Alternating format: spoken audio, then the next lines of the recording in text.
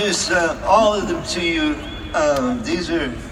These people have been in my life a long time, and somehow we're all still together, and we're probably closer than family. I think we've seen each other more than we have family.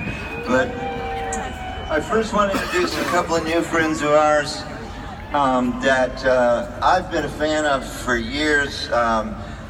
You might have seen them many times with Leonard Cohen. They're from here in London, and they've been on this whole tour with them, and I am over the moon that they're here. That's Heartbreakers and Charlie Webb, the Webb sisters.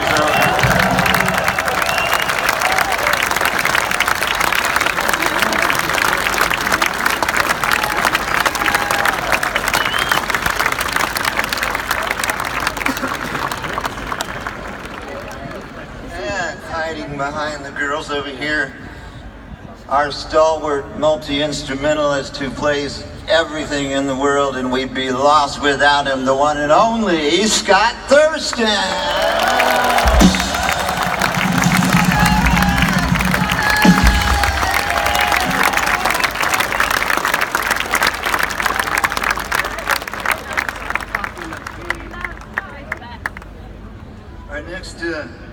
The next guy is, you know, I've been lucky to play with a lot of really good musicians. I think that he might be the finest musician I ever met. Plus, he comes from Brighton, and he was actually the only black baby in Brighton for a number of years. As fine a drummer as you're ever gonna hear, the one and only Steve Ferroni.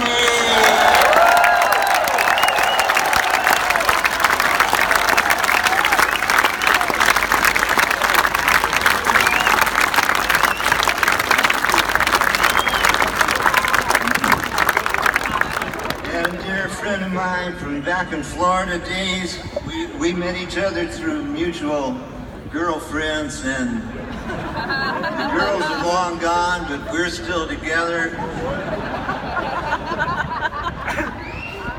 If you're gonna have a good rock and roll band, you gotta have a great bass player, and this is our original one, Ron Blair!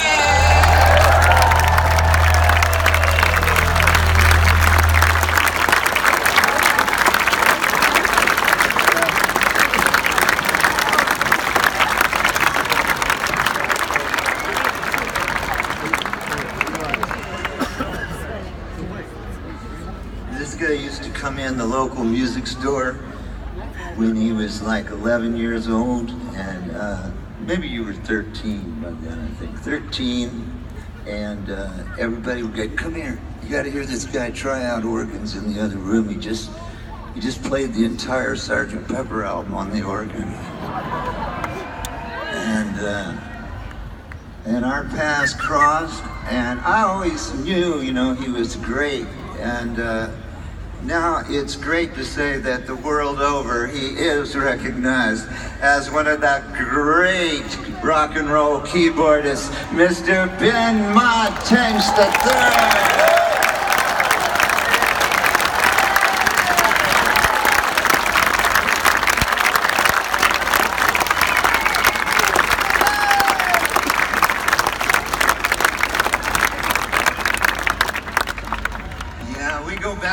To being quite young together. I met this guy from an ad.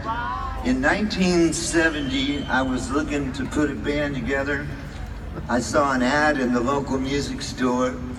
There was no phone number, but there was an address. And I went out to this address. Shaky place. But I went in, and he came walking in, and he had this like $60 Japanese guitar that looked not promising. And I was a little worried, but you know, he kicked off Johnny Be Good, and he got down the end of that, and I said, "Man, I want you in my band forever." And here he is, one of rock's great guitarists, Mike Campbell!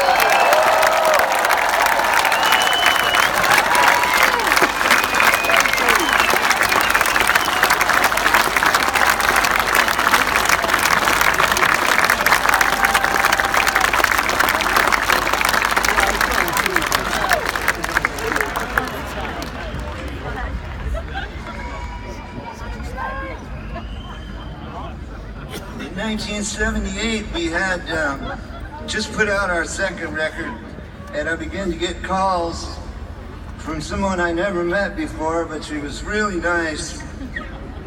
And over the years, we've become very close, and she is the honorary girl in our